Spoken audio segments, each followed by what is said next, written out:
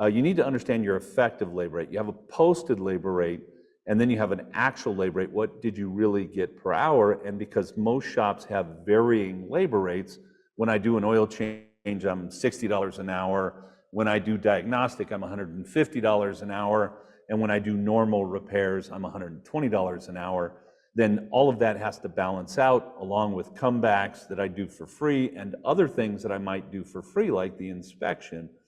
A lot of shops will pay the technician 3/10 for an inspection, but they're not charging the customer.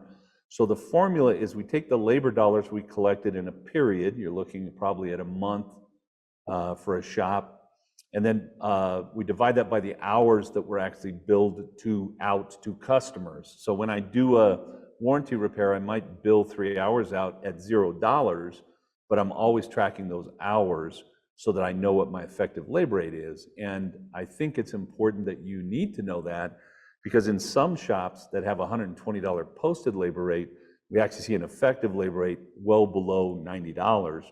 So you think you're getting 120 and you're paying your technicians based on 120, but you're only getting 80. And in this case, we have a shop that has a $77.28% effective labor rate.